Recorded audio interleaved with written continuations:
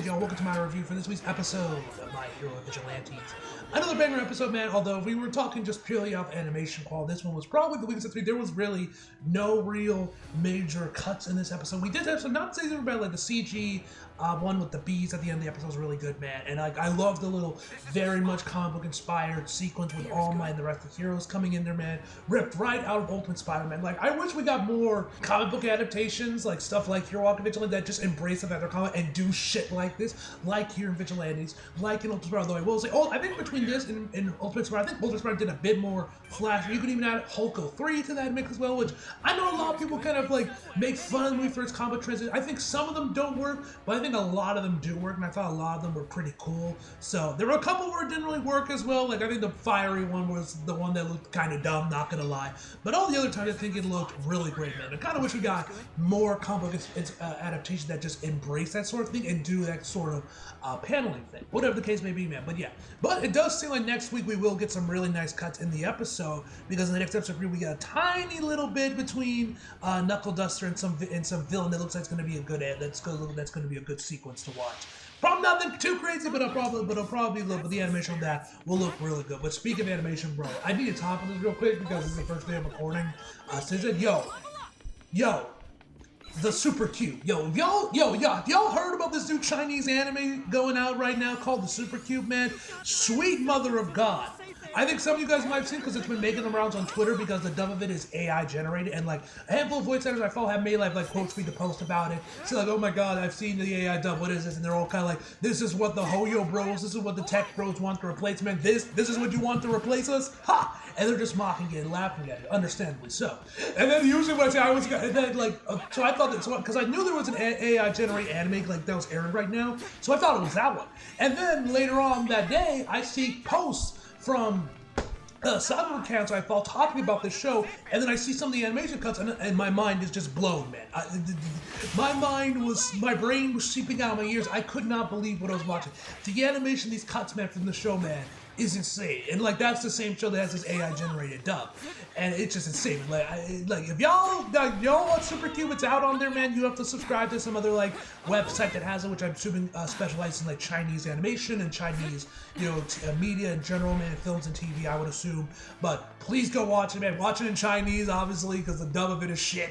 Like, it literally sounds like a shitty 90s dub because like the delivery is shit and the lip syncing is off as well, man. Like, it doesn't even really look that good.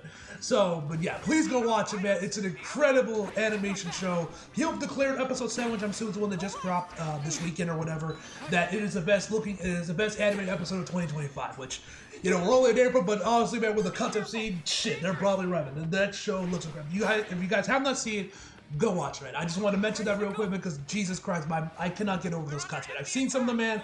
I definitely want to go watch the show now, but yeah, so that was awesome, man. Go watch the Super Cube, the Chinese anime. There's a Japanese and there's an actual anime called Super Cube as well, so it was a bit of a hard buzz. It was a bit tricky to actually when I tried Googling it, but the Super Cube, Chinese animation, go watch it. Anyway.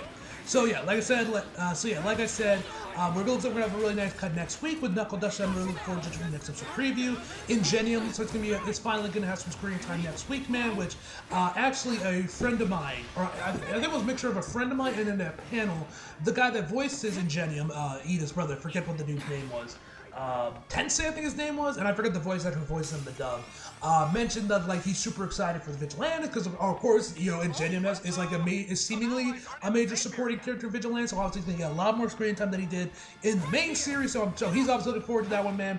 And a friend of mine, when she got to meet him at a con, also asked him about that, and he was also really excited for that as well. So obviously he's looking forward to this. So obviously I'm sure he was pumped for this episode, and definitely be pumped for next week's episode, which looks like he's gonna be the main focus on, which I'm excited for, because obviously we're gonna see more of Tensei. Maybe we'll get to see Tenya get a quick cameo in there, man. I don't know if he does or not, but that would be kind of cool. We gotta see little Kitty in the background of a shot or something, man. So that would be pretty sick. But yeah, I'm looking forward to that one for next week, man. Also, guys, one thing I want to mention real quick, because I don't know if I ever mentioned this in any of my previous reviews for the previous 2 episodes, at least in episode 2. The eating, who you guys remember, is done by Yuki Sato, who you guys know I was gushing about last week, or my episode for my review for the episode. It's not the Yuki Sato we know and love. It's not the Yuki Sato that makes all those incredible Bakugo cuts. It's not the Yuki Sato that's been working the 1,000-Year Blood War, Core 3 Man, and one of the main teams of Fire Force. Not that Yuki Sato. It's a different Yuki Sato. The kanji of how her name is spelled is different compared to the Yuki Sato that we all know and love. So it's different Yuki Sato. It's not the Yuki Sato we know. I just wanted to make the clear because I don't think I ever mentioned that in my review for episode 2, or I mentioned that, or did like I added a little thing on disclaimer in the text when I was editing through episode 1, because I don't think I found out by that point that it was a different Yuki Sato. But yeah, wanted to clear that up and mention that real quick in the video. Anyway, guys, I have rambled on long enough. Let's get right to the actual episode itself. So we start the episode off with Koichi actually at college for once. We have to get to see some of Koichi's college life, which honestly I kind of hope we get to see more of as the series progresses onwards. Like, I wouldn't mind if we got an entire episode of Koichi just chilling at college or something. Like, somewhere that's a big thing. I have a feeling it's probably not going to be that big of a focus as Koichi college, but I would like for it to be somewhat of a thing, like we see him worrying about, I don't know, studying for exams or something. Like, I think that would be kind of cool. That's just the Spider-Man fan in me, though. Just talking. But that is kind of cool that we have to see Koichi in college. And actually, one thing I noticed, and I don't know if this has always been the case or it's just me, the echo on Koichi's narration was like way higher than it usually is. Like, it was super echoey. Way more than I think it usually is in anime. I could be wrong on that one, and it's always been this loud, but like, it's sort of this episode in particular, the audio engineer really dialed up the echo on Koichi's narration. But like I said, that could be me, but it definitely sounded like it was way more echoey than it is usual. But anyway, Koichi mentions that he's in the class he's currently in. His professor is going on about quirks and how when the freedom first came out, they became vigilantes and this and that. But then, of course, hero lights came a thing. Now, of course, they legalized one. And Koichi says that anyone can be a hero, but it doesn't pay the bills unless you got a license, and your college life, your work, your social life, and your social work, your like school work, and your work take top priority. And you see Koichi like very suspiciously slide into this alleyway with like some businessman like walking in the same path. He's looking at him like, what the fuck is he doing? And then he uses his quirk to slide up the rooftop like some Daredevil type shit. And then we finally get to his house on top of this rooftop. Which, bro, okay, I gotta say, but doesn't this feel like a Spider-Man comic in a way, man? Like Peter sneaking off to his secret hideout in some on the rooftop of through an alley to his hideout on the rooftop of some building. Like, does this feel like something you would see in like a Marvel, in a Spider-Man comic, a Daredevil comic, or just a superhero comic in general of someone that's like a college kid that's just starting to be a hero, man? It doesn't have that vibe? This rundown room on the top of some random building? Like, I don't know, man. I kind of dig the vibe of this one. I dig the vibe of it. So, like, I am kind of curious on, like, what is this? Is this, did he, like, rent this place? What's the building he's on top of? Like, I am kind of curious about the origins of this building, how Koichi got this place. I don't know if anything ever gets explained, or, like, what the hell is the building he's on top of on this random rooftop or not, but I don't know. I love the vibe of Vigilantes. I just got to get to the point of it. I love the vibe of Vigilantes. It definitely feels like a vigilante, man. Like, some guy that's just a hero on the side, man, trying to work out his life out. Like I said, it feels very early college years type Spider-Man. Like the Raimi films when Peter was in his rundown apartment, and when you have Mr. Dinkovich hounding him for the rent. Rent!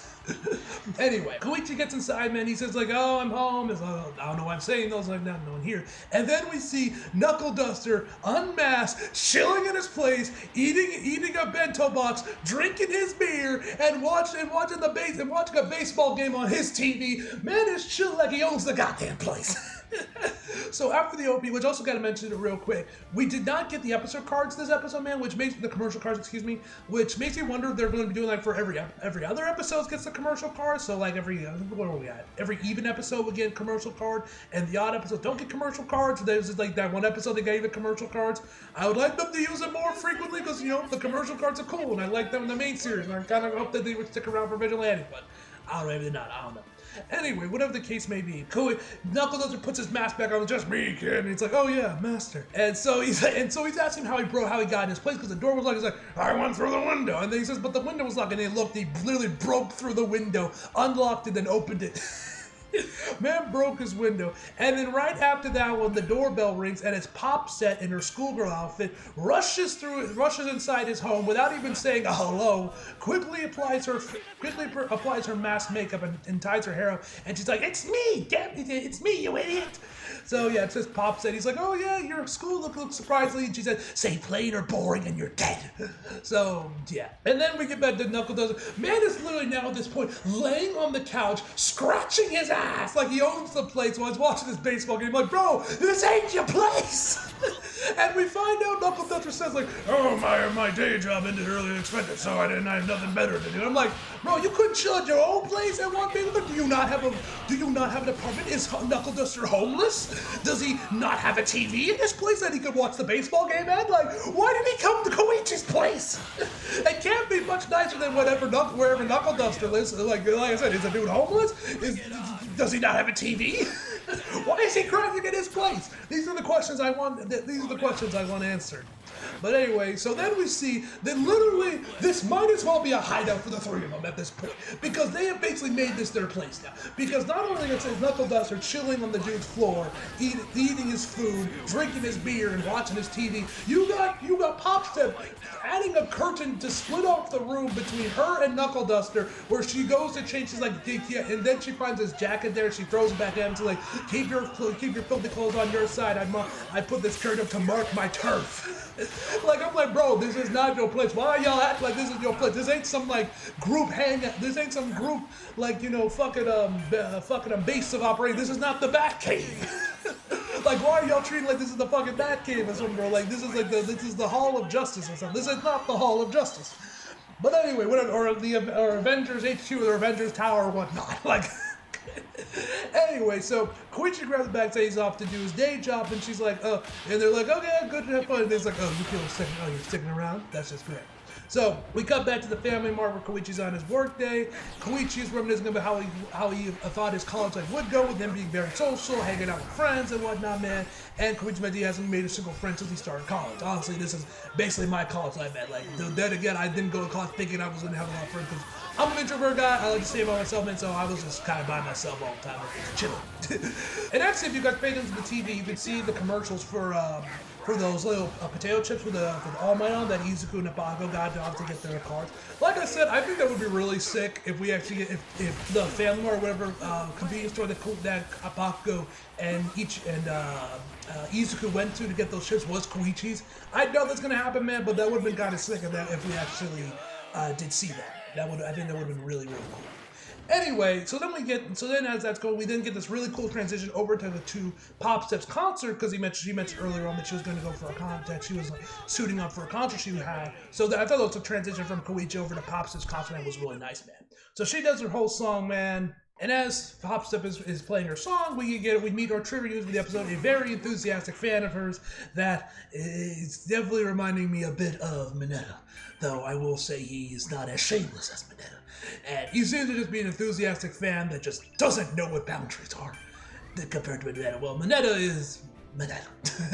He's like, I want to shake her hand. That's what the dude fucking sounds like in the dub. So he like tries to like cut, which I didn't even know that this was a line. Like, I thought the way the crowd was structured, I thought this was literally just the crowd. It seems like that this is a line. I don't know if there's like if she does handshake events after each of her concerts, man, and like this is a line of like who gets first and whatnot, man. I thought this was literally just the crowd, because he tries to like go in, get closer to Popstep, man, going through the crowd, and one guy just immediately elbows him like, hey, don't cut in line. So like, you know, do not fucking cut in line. And then we meet Knockoff Cyclops and Jotaro, as I like to call him, because it's obviously based off of Wolverine and Jotaro. Like the similarities and the references and the similarities are obviously there. So I'm just gonna call him Jotaro from now on, man. Jotaro. So, and then like this going to like, they say like, hey man, and like Jotaro tells him like, hey man, you can't cut in line, man. We get it. We all love positive when you can't cut in line. And then Knockoff Cyclops does this whole thing about a real man. A real man doesn't do that because that would just make her sad. A real man just cheers her on from the sideline. That is how we express our love. And like, bro, you are not him. Like, what is this? And the lighting too. And then he says, you bottle up those feelings. Until feel you little to feel that they come out as a massive optic blast. He didn't say optic blast. I think he said magnetic beam, which I'm assuming is how his powers were, but it's an optic blast. It's Cyclops. I'm just gonna call it an optic blast.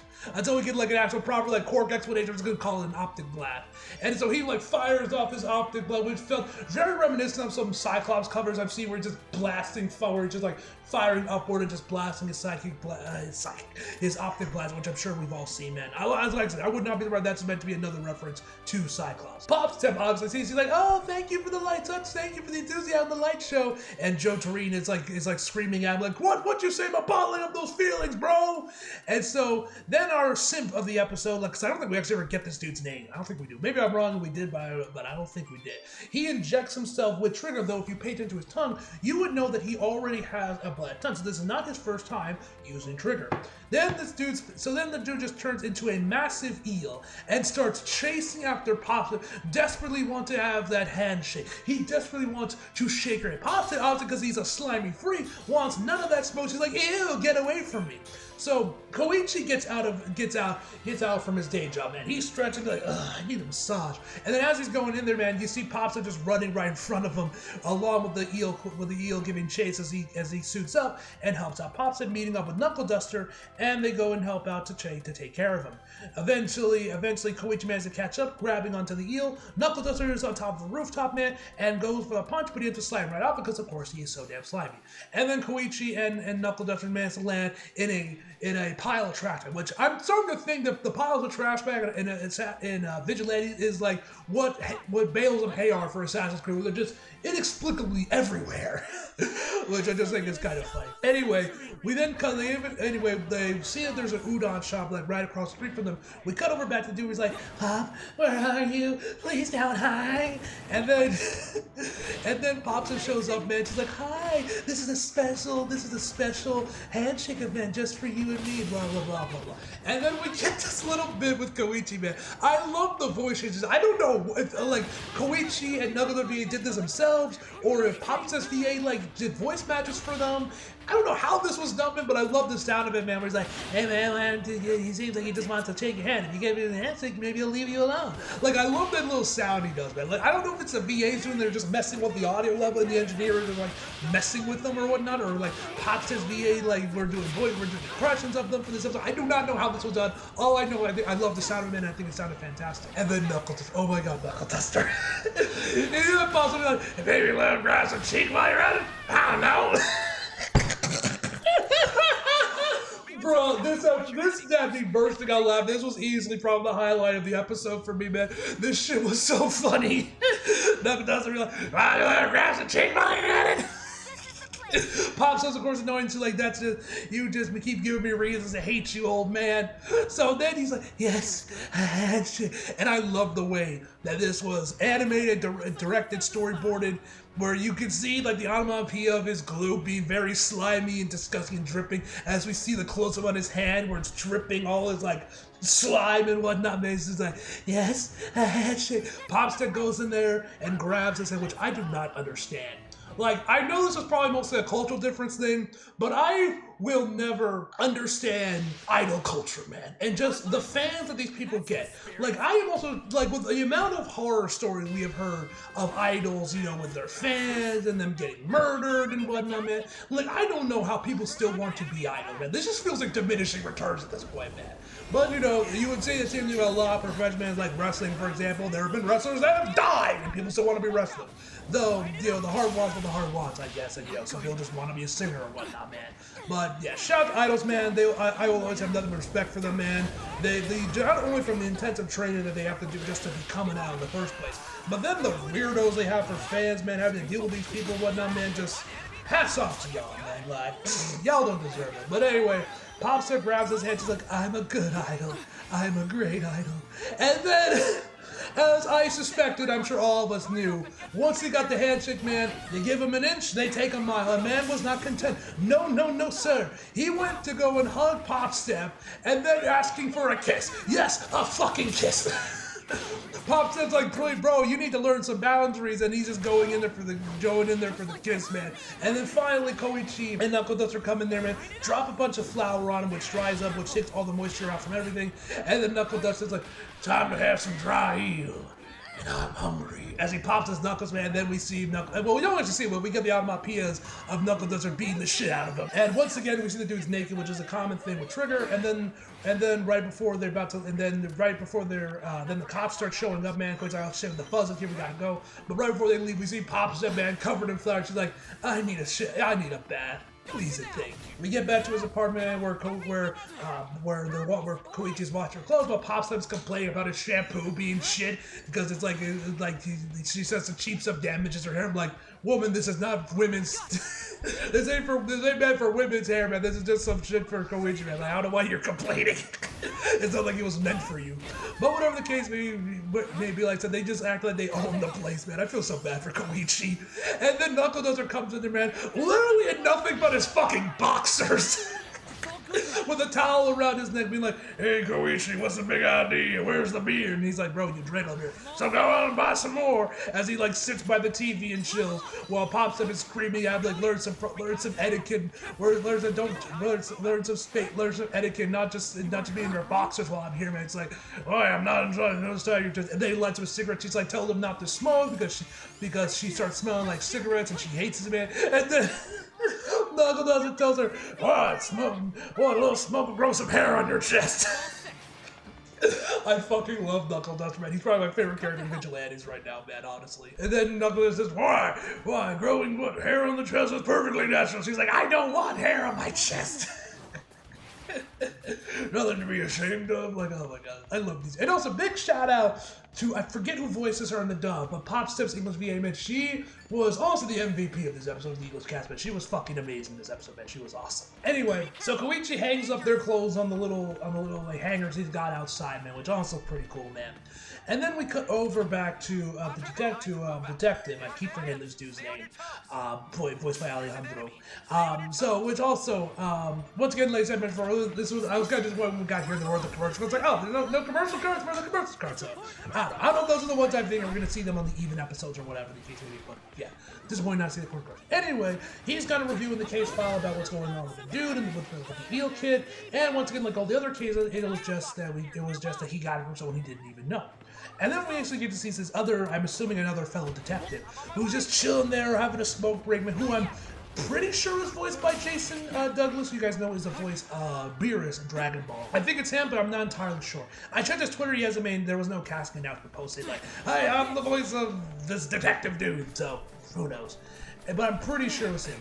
So he's kind of like, he's just waffling on about Trigger and like, a drug that can give people, that can give the people power, superpower, I can't say I don't see the appeal. And he's like, oh shit. I've noticed the detective is very by the book. Very by the book. Like if someone even mentions someone like, oh, you made the criminals have a point, he's like, hey, watch it. We are the law, kind of thing going on, man. Kind of a Boy Scout, not gonna lie, man. Which definitely wonder if he's still like that, given how he looks nowadays, if he still is kind of this very strong-willed or kind of like this whole thing about like, hey, like checking his like other like police officers when they start to like maybe start to agree or like see the viewpoint of the criminals. But whatever the case may be. He continues on saying like, oh, I'm just musing, that, and they're kind of wondering how the drugs are getting out there, man. And he's wondering he's asking whether if it's just their free samples. Jason mentions like, no, there's no way it's not. There's no way it's that, man, with how much this thing costs on the black market. So they're trying to figure out what it is. Maybe something political, just creating chaos, or part of the larger op. Who knows? So then we get back over to Koichi and Pops Up, man, where she actually got a message from Cyclops and Joe Tureen, where it mentioned that they've actually gotten to know the eel guy, and that they think that if Pops Up asks him where he got the drug for, he will spill all the beans and tell him, and he'll let them know where he actually got it from. And so we also find out the dude basically just instantly got released, man. He didn't serve any jail, which I mean, and Koichi's like, oh, that's a little concerned, but at the same time, it's also like, what could they really charge him with? Like, he didn't really, besides chasing Pops, that's really all he did. He didn't, like, kill anyone. He didn't really injure anyone. Nothing really happened, so it kind of makes sense they would just release him, since it seemed like he was tricked into using the drug in the first place. So we get back, so then we cut over to Pop Step and Koichi now in their hero outfits, man. And mind you, Koichi is just walking at a normal pace. A normal walk pace. And Pop Step is complaining about him going too fast. And he's like, I'm just going normal speed. I'm like, yeah, he's going normal speed. This is literally like me and my mom. Whenever we go out, man, she's always complaining about me walking too fast. I'm like, I'm just walking normally, you're just slow.